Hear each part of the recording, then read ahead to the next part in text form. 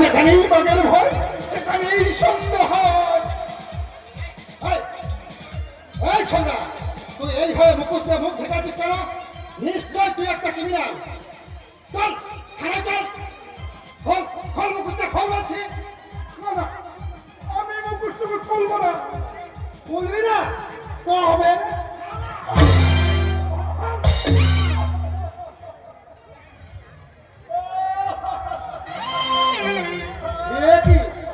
তোকে তো আগে কখনো এখানে দেখিনি, অথচ তোকে আজ আমি একটা ক্রিমিনাল ভেবে বসে আছি। এটাই বুঝিয়ে গেছেন পুলিশের চরিত্র। ওরা নির্দোষীকে সাজায় দোষী, আর সত্যিকে সাজায় মিথ্যে।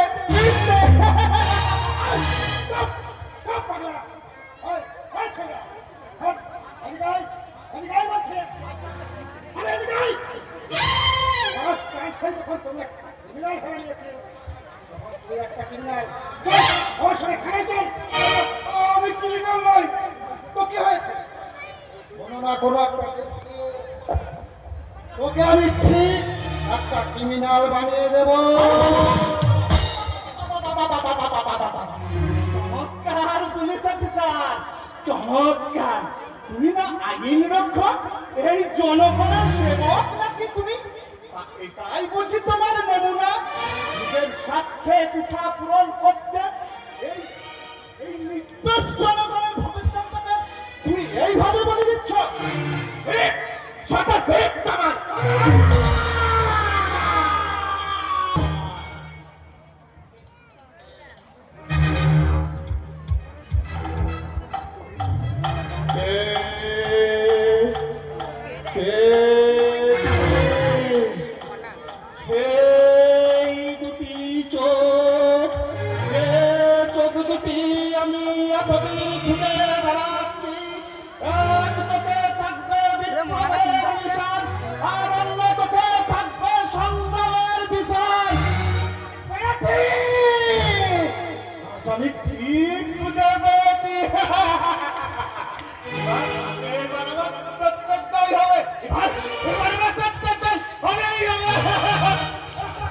জীবনের পথ বড়ই কঠিন, সততার নেই কোনো সত্যের জয় হবি হবে, সত্যের বোধতে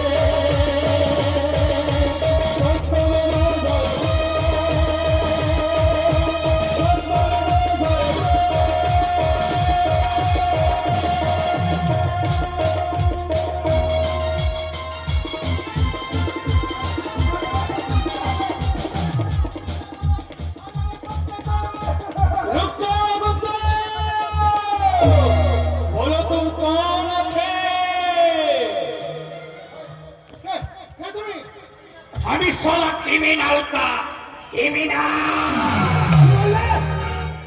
जे पा दिए তুমি आदमी को लाठी मारले वो पा আমি একেবারে ভাঙিয়া দিবে। অনেকক্ষণ ধরে তোমার লেকচার সহ্য করছি।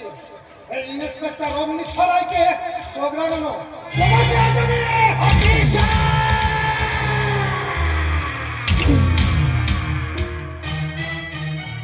জীবনের একটা হিসেব তোমার কাছে আজ মেটাতে হবে অফিসার। তার জন্য তোমাকে আমি তুমি সত্যি করে বলো কে তুমি?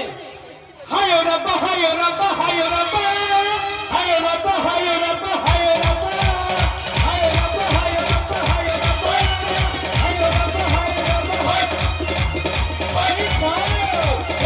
আমি তো पंजाबी আছে मतलब আমার নাম রাজবিন্দর সিং আছে। তোমার ওই মুখের ভাষাটা হঠাৎ এইভাবে পাল্টে গেল কেন? सिर्फ भाषा नहीं इंस्पेक्टर, गुस्सा हमके भी पलटे दे। तो বলছিলাম কি অফিসার, এসব নকলি ক্রিমিনাল को না ধরে আপনি असली ক্রিমিনাল को ধরছেন নাকি? আসলে ক্রিমিনাল? অনন্যা कुछ दिन पहले পুলিশ করিব আসতো মাথা রাখা আসামি জেল ভেঙে গেল। इंसान को भी किडनैप करिए নিয়ে চলিয়া গেল। আপনি ওকে ধরছেন না কেন? আরে তাকেই তো আমি খুঁজছি, কিন্তু ওই রাস্কেলটা যে কোথায় গা ঢাকা নিয়েছে তার কোনো খোঁজ খবরই পাওয়া যাচ্ছে না। আমি জানি অফিসার, ও আদমি কোথায় চুপিয়া আছে। তুমি তুমি জানো? তাহলে বলো ভাই। বলবে বলবে বলবে রে, জরুর বলবে, लेकिन उसके बदले में हामी কি পাবে? ওই বড় সাহেবকে বলে তোমায় একটা সিভিক পুলিশের চাকরি পাইয়ে দেবো। সারা শেষে কিনা সিভিক পুলিশ। আগে তো তোর পেটের খবর থেকে বের করি, তারপর তো সারাকে কি দেবো আর না দেবো সেটা আমার খুব ভালো করে জানা আছে। অগ্নিশ্বরা, তোকে আগে ডোব ফেলে কাছে তো টানি, তারপর তোকে আমি। আরে কি হলো? তখন থেকে কি এত ভাবছো? না মানে খালি আমাকে নকরি দিলে হবে না, हमारे नया दोस्त को भी आपको नकरी দিতে হবে। দোষকে আমি কোনো পুলিশের চাকরি করব না। আজকাল জনগণ পুলিশ দেখলেই পেটায়। আরে দোস্ত, ভালো পুলিশ দেখলে জনগণ পেটায় না। জনগণ যেসব পুলিশকে পেটায় তারা হলো এই অগ্নিশ্বর অফিসারের মতন পুলিশ।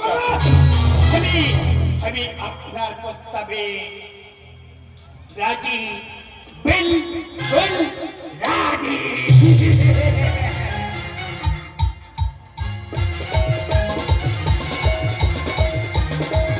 ভীষণ আনন্দ হচ্ছে। হবে নাই বা কেন, আমার অনেক দিনের স্বপ্ন আজ পূরণ হতে চলেছে। আমার দাদা বলেছে ওই অরণ্যদার সাথে আমার বিয়ে হবে। দিদি অরণ্যদাকে ভালোবাসলেও অরণ্যদাকে সত্যি সত্যি আমি আপন করে পাবো, এটা আমি স্বপ্নেই ভাবতে পারছি না। আর সেই আগে আমার চোখে ঘুম ভরে গেছে। আমার যাকে ভালোবাসতো তার শালিটা এখন বিক্রি করে। ভালোবাসা হায় মরণ দশা তো হ্যাঁ। লোকে করে প্রেম।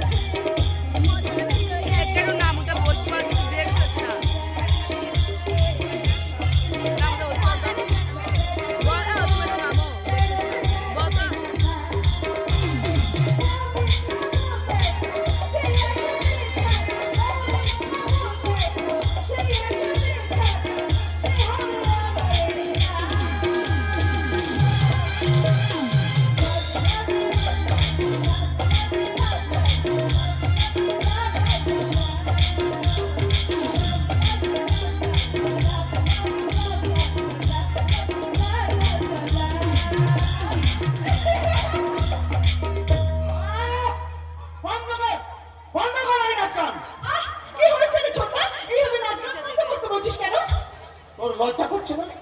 একটা জল জানতে মানুষ বাড়ি থেকে কিডন্যাপ হয়ে গেল, সে কোথায় আছে কেমন আছে আমরা বেঁচে আছে কিনা তার ঠিক নেই। আর তুই কিনা খুশি আনন্দে নাচানাচি করছিস। হ্যাঁ হ্যাঁ করছি, এবং কেন করছি সেটা জানতে পারবি। তুই এইভাবে রিয়েক্ট করতিস না। ওই যে কথায় বলে না, কারো পৌষ মাস তো কারো সর্বনাশ। দিদির জীবনে সর্বনাশ আর আমার জীবনে পৌষ মাস হতে চলেছে। ছি ছি ছি এই নাচি আমার বোন হয়ে তোর মানসিকতা যে এতটা নিচ আমি কল্পনাও করতে পারিনি। বল দিদির সর্বনাশ দিয়ে কি লাভ হয়েছে তোর? দিদির সর্বনাশ দিয়ে তোর জীবনে পৌষ মাস আসতে চলেছে। বল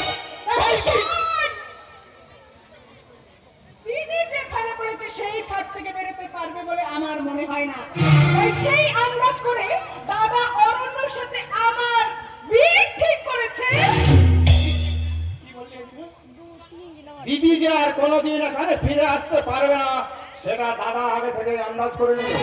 আর দিদিকে উদ্ধার করার কথা না ভেবে তোর বিয়ের কথা ভাবতে শুরু করে দিল। হ্যাঁ দিলাম, কারণ শুভস্য শিক্ষম, শুভ কাজে মোটেই দেরি করা ঠিক নয়। তাই অরণ্যর সাথে রিনার বিয়েটা আমি সেরে ফেলতে চাই, যাতে সেদিনের মতো কোনো অঘটন না ঘটে যায়। তুমি চাইলেই যে সব কাজ সম্পূর্ণ হয়ে যাবে এমনটা ভাবার কোনো কারণ নেই দাদা, কারণ অরণ্য দায় রিনাকে বিয়ে নাও করতে পারে। আরে দূর বোকা ছেলে কোথাকার। এখনকার ছেলেরা সুন্দরী মেয়ে দেখলে খেলা ঘন ঘন মত পাল্টায়। মানে রিনা আপনার থেকে তো কম সুন্দরী না, তাই রিনার বিয়ের প্রস্তাব পেলে ও শালা একেবারে রূপে কি বলিস রিনা? একদম একদম তুমি ঠিক কথা বলেছো দাদা। আমার মন বলছে কোথায় যেন আমার একটা ভুল হচ্ছে। সবার আগে আমাদের দিদিকে খুঁজে বের করতে হবে। আমার বিশ্বাস দিদি কোথাও না কোথাও ঠিক পেয়ে যাচ্ছে। আচ্ছা দাদা, 1900 রায় তাকে বললে দিদিকে কি উদ্ধার করে দেবে না? দেবে, কিন্তু আমি বলবো না। বলবে না? যে আপদ আমার জীবন থেকে চিরদিনের মতো বিদায় হয়ে গেছে, সেই আপদ থেকে আমি আবার নতুন করে আমার জীবনে আনতে চাই না। তাকে তুমি আপদ বলছো দাদা? যে আমাদের মায়ের পেটের বোন তাকে কিনা তুমি না, আলপনা আমাদের বিশেষ সম্পর্কিত বোন হলেও আসলে আলপনার সাথে আমাদের কোনো রক্তের সম্পর্ক নেই। তুমি কি বলছো দাদা? ঠিকই বলেছে, দিদির সাথে আমাদের কোনো রক্তের সম্পর্ক নেই। তোরা হয়তো অনেক কথা জানিস না। একটা না দিলে ভালো লাগতো।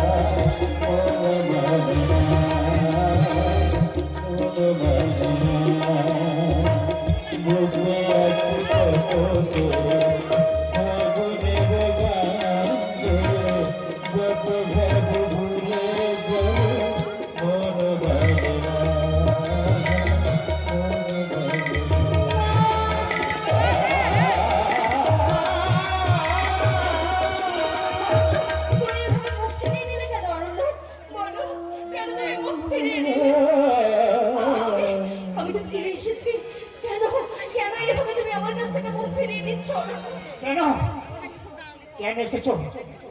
নিজের এই নোংরা দেহ মনটাকে নিয়ে এই পবিত্র পরিবেশটাকে নষ্ট করতে কেন এসেছো? কেন এসেছো? বিশ্বাস করো, আমার এই দেহ মনে এতটুকু নোংরা লাগেনি। আমি আগের মতো পবিত্র আছি। তুই বললি কি আমরা মেনে নেব? ওই গুন্ডাগুলো তোরা নিয়ে গিয়ে তোকে রাত করেনি? না, তোরা হয়তো ভুল জেনেছিস, তোরা ভুল শুনেছিস। যে ছেলেটা তোকে রেপ করবো বলে হুমকি দিয়ে তুলে নিয়ে গেল, সে কি তোকে ফুলচন্দ দিয়ে পুজো দিচ্ছিল? ও শহর কলঙ্ক চেপে রেখে আমাদের এই সবাইকে ধোঁকা দিতে এসেছে। আমি আপনাদের কাউকে ধোঁকা দিতে আসিনি। আপনারা বিশ্বাস করুন, আমি আগের মতোই চন্দ্রের সূর্যের মতো পবিত্র আছি। আর সেদিন যে আমাকে কিডন্যাপ করে নিয়ে গিয়েছিল, তার বাইরেটা গুন্ডা মস্তানের মতন হলেও তার ভিতরটা না একেবারে একটা খাঁটি মানুষ। তাই তা না হলে সে আমাকে এভাবে আসতে দিত না। কেন কেন ফিরে এসেছো? সেই ভালোবাসাকে নিয়ে তো তুমি নতুন করে জীবন শুরু করতে পারছো। আমার জীবনটা তোমার কাছে বাধা পড়ে আছে অরণ্য। তাই তো একটু সুযোগ পেয়ে আমি তোমার কাছে পালিয়ে এসেছি।